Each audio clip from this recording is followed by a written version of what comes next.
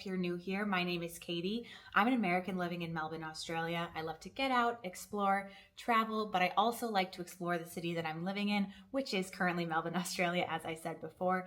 That's what this video is all about. It's going to be about Melbourne, specifically the food and the drink scene. I'm going to split this video into 3 sections: north of the river, south of the river, and the CBD itself. We're going to have cafes, restaurants, and bars. These are some of my favorite places from the past 8 years that I've lived here. If there's anywhere else that you think I've missed, please let me know. I'm always happy for recommendations so I can get out and try new things myself. Leave it in the comments. But otherwise, let's get right to it and let's begin. Okay, first let's start with the CBD of Melbourne because most tourists will likely stay in the CBD.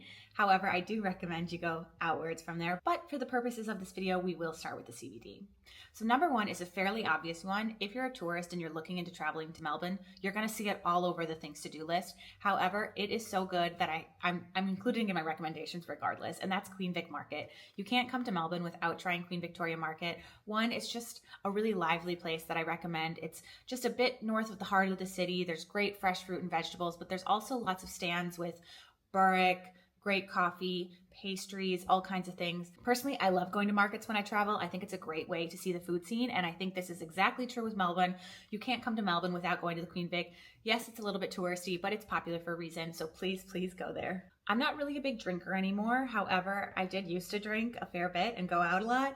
When I did, I loved Heartbreaker, which is in the city as well. It's a great kind of like rock and roll, punky sort of vibe. It's quite loud, it's quite dark, but there's pizza by the slice there, there's pool, the staff are really great. It's just a really good scene. If you want something really lively after work, Heartbreaker is a really good option.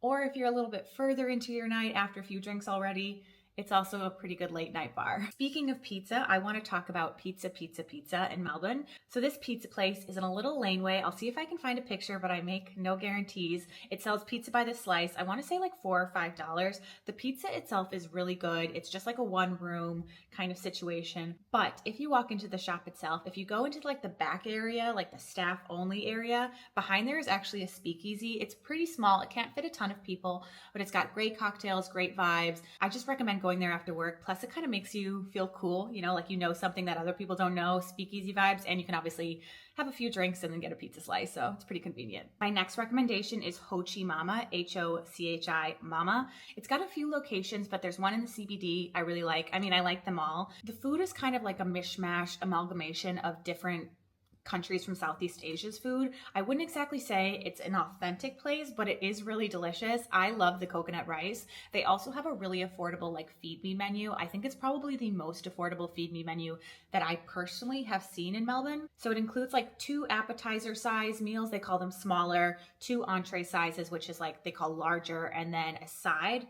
I recommend the coconut rice, as I said before. It's really affordable. Again, it's probably the most affordable feed me menu I think you can get in Melbourne, and it's really delicious. If you have a group of friends, it's good vibes. They have good cocktails as well, but the desserts and the coconut rice, I've been back like 5 times. I know it's not authentic, but it is good. If you want something a bit more authentic, I just recommend going to Chinatown in general. But if you walk around Chinatown and also Koreatown, you can't go wrong. Like walk in almost anywhere and you're gonna have a good meal. It's good vibes. They always have Lunar New Year celebrations and fun festivals, great dumpling spots. Like I said, Korean spots. It's just really great. Some places I personally love would be Dragon Hot Pot, which is a little bit out of Chinatown, but it's also worth going to. Again, probably not the most delicious meal you have, but the atmosphere is crazy. They have like a giant dragon and they have dancers all the time. So it's just like a fun spot for a birthday. I recommend Shandong Mama for dumplings. Another great one is Hutong Dumpling Bar. But again, you really can't go wrong. Chinatown is great. I mean, Chinatown is great in like any city, but especially in Melbourne. Another spot I recommend is Soy 38. It's a Thai place and it's actually within a car park, but it's so good. I feel like the car park just kind of adds to the atmosphere. It's really fun. They take cash only. The menu is pretty small, but it's really delicious. I've heard rumors that they're moving out of the car park into like a bigger space because it's very popular and for good reason. However, as of making this video right now, I don't think that's official. I definitely recommend going to Soy 38. It's such a unique place, plus the food is good and there's space for so many people. Again, just remember to bring cash. Last spot I'll mention is another bar, and this is Caretaker's Cottage. This is a very, very small spot. I'm pretty sure it's only walk-in, so don't expect to go with like 5, 6, 7 people because it's a very, very small venue. However, Caretaker's Cottage is definitely worth going to, not only only is it in the CBD, so it's super easy for people to get to, but it was also listed in like the top 50 bars in the world in 2024. It's very famous and for good reason. It's a great spot for after work drinks. I recommend going on weekdays if you can, or if you can beat the work crowd as well. If you're visiting from out of town, that's probably best because again, it is a really small venue. Okay, now we're gonna head out of the city and we're gonna go north of the river. Melbourne is a pretty spread out city. There's lots of suburbs, neighborhoods, all kinds of things. My recommendations will kind of stick to neighborhoods that are relatively near the city. There's so many neighborhoods and suburbs I could talk about that it would take me hours. So just for the purposes of time, I'm gonna stick near the city. If we wanna go further out, please let me know. We're gonna go to North Melbourne, which is like the first neighborhood out of the city, and we're heading to Mork Chocolate Brew House, I believe it's called, or Mork Cafe. It's just like a hot chocolate place. I don't know how to describe it, but it's really good. They make like thick European style hot chocolate. It's quite innovative. They have like a campfire s'mores hot chocolate kind of vibe, for example, where it's marshmallow and it's smoked with like cherry wood or something like that. They just are like constantly changing things. And again, it's so good. They don't even need to change anything. Like the classics are classic for a reason. They also sell hot chocolate like powder that you can take home and make for yourself. Definitely worth checking out if you're in that area, or pair it with the Queen Vic Market. Heading onwards to Collingwood, we are going to Hope Street Radio. This is a community radio station. So think like local indie bands. If you want to feel cool in Melbourne, if you want to do the like classic like Melbourne I'm too cool for you thing, take your friends here. They've got the community radio station, but it's also like a vibey wine bar. So that's my cat Paco. It's also like a very vibey wine bar. So it's a great place to meet friends, feel like you're part of the scene, as it were. Very cool, very vibey, and the food and the wine is good. Another Collingwood spot is Jim's Greek Tavern. Exactly what it sounds like. It's Greek. This is like the opposite of Hope Street Radio. Not trying to be anything more than it is. It's good food. It's an institution. You have to go here if you like Greek food. That's really all I have to say about that. One thing to keep in mind is it's quite busy. It's popular, but it's also quite loud. So that's just something to keep in mind. Heading next door to the neighborhood, which is Fitzroy, we're going to talk specifically about an ice cream shop, and this is Good Days Ice Cream. Days as in D-A-Z-E. So basically this ice cream shop has like 21 flavors. Each of these 21 flavors are inspired by different countries. So for example, pistachio tiramisu would be Italian, or cereal milk for the US, Milo for Australia, or I personally had a really, really good one, which I recommend.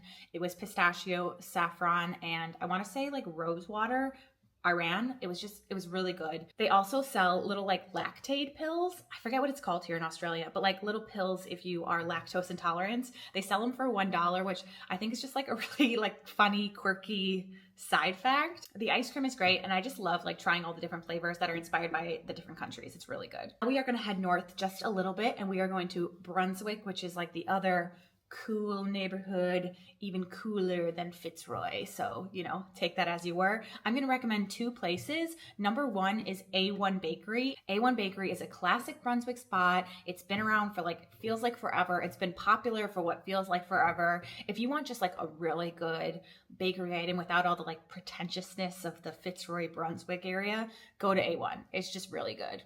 Also on Sydney Road is a pub I recommend called the Cornish Arms. It's very much like feels like a classic Australian pub. At first glance, you probably wouldn't think it's anything special, I guess. Nothing different than any Australian pub that you can go to. It does have a really great rooftop bar, which I recommend. There's one thing that I think makes Cornish Arms really special, and that's the food. It has the classic Australian pub feeds that you can get anywhere. It's really good. If you flip the menu over, you have all those same classic Australian pub meals that you see on the other side of the menu, except they're all made vegan. So if you have a friend group with a lot of dietary needs, gluten-free, vegan, vegetarian, you can all go to this pub and everybody can have something they want and they can enjoy. And it's like the classic Australian pub feed, except for vegan. But again, if you have a friend group with lots of dietary needs, Cornish Arms is a great spot. It has something for everybody. Now we are heading south of the river, and we are going to go to South Melbourne. So again, not very far out of the CBD. I do want to point out another market. So if you've already been to Queen Vic Market, you've probably potentially also heard of South Melbourne Market. It's also pretty famous, not as famous as Queen Vic, but it should be. I actually think it's better than Queen Vic Market. It's just in a slightly more inconvenient spot, and that's why I think it's not as famous. It has great seafood, especially. You can get really cheap oysters, prawns, lobster, like half lobsters in the shell. The seafood is incredible. They've also got really great bakeries. There's one bakery in South Melbourne Market that I recommend. I'm probably going to mispronounce it. It's French, but Agatha Patisserie. I'll write the name down here because I'm probably mispronouncing it. It's just really great food there. Coffee, the bakery I mentioned, there's a cannoli place. Like, you just can't go wrong. South Melbourne Market though, very busy. Like, I've never been there even on weekdays where it's not jam-packed. So it is a little bit of it will test your patience a little bit. Be prepared for long lines, crowds. It is what it is. I still highly recommend going to South Melbourne Market. Next, we are heading to Richmond. I'm not going to talk about it again, but I also want to point out that there's also a Ho Chi Mama location in Richmond, but that's not what we're talking about today. We are talking about the Royston Pub. The Royston Pub is on a little side street just off of Bridge Road. It's very like 70s vibe. It feels very retro. I can't explain it. I was not alive in the 70s, but this is what I imagine all pubs feel like. It's very homey. It's very cozy. They have a great drink selection, which you'd hope so for a bar. They also have a back room where you can order food, which I'm told is very good. I've only had drinks there. If you really wanted to make an afternoon of it, you easily could. It's next to the river, so you could walk along the river, maybe see a movie at Hoyt Cinema, which is at Victoria Gardens right down the road, and then end with a drink at the Royston. It's just a really great vibe. I feel like it's a good place to catch up with friends. It's not too loud. It's not too party. It's very casual. Again, it has good food, I'm told. Also, Zac Efron was like seen filming part of a movie. He was in there once, a few scenes. I'm not really sure. I didn't see him personally, but it's a very cool 70s vibe. Almost done, I swear. We have got 2 more spots. The first one being Sincero. This one is in Malvern. It's relatively new. I feel like it's only been open maybe a year, 2 at a max. It's a very upscale Italian place. I've already been like 2 or 3 times. It's really good. I recommend getting the carbonara dessert. I know that sounds really weird, but it's really, really good. It looks like bacon and eggs. It's delicious. It's sweet, even though it's carbonara. It's good. Just trust me if you end up going. Also, great wine selection. That's kind of what its main thing is for. Right, the absolute last one I'm going to mention is in Hawthorne. It's a place called Motor. It's another wine bar. I don't feel like a lot of people know about this place, but I feel like they should. Yes, wine bars are a bit of a dime a dozen in Melbourne, especially right now. They seem to be popping up all over the place, but I've been back to Motor probably 3 times. I just really enjoy it, and I'm not really a drinker. I don't drink a ton of wine. The food is really good. There are 2 things I recommend at Motor, and that's 1, the roast chicken, and 2, the cookie pie. And I know that sounds crazy. I would never normally get roast chicken at a restaurant because I feel like anyone can make that at home. Just believe me when I tell you the roast chicken is so good. I get it every single time and I never regret it. I don't know what they do. It's just really delicious. Now, as for the cookie pie, it's very indulgent, which you would imagine. It's probably about like this big. It's definitely one to split with at least one other person, if not like 2 or 3. It's really good though, so I always make sure that I save enough room. They do it so well. It's like a butterscotch cookie with strawberry ice cream. All right, that is it. There's no shortage of food and good bars in Melbourne. I feel like I could talk for ages because I have so many more places that I haven't even mentioned, but we are going to end it here. I hope you enjoyed this list. I have so many more recommendations, so please let me know if you want to see more, or again, if you think there's any like glaring omissions that I should try, please let me know in the comments. Also, I'm thinking about maybe doing this for more cities that I've spent an extended amount of time in. So like Chicago, Queenstown, New Zealand, Bangkok, Thailand, things like that. So let me know if that's something that you'd be interested in. Otherwise, give this video a thumbs up if you liked it. Comment some more recommendations as I said before. Subscribe if you haven't. Check me out on my other socials here, and I will see you in the next one. Bye!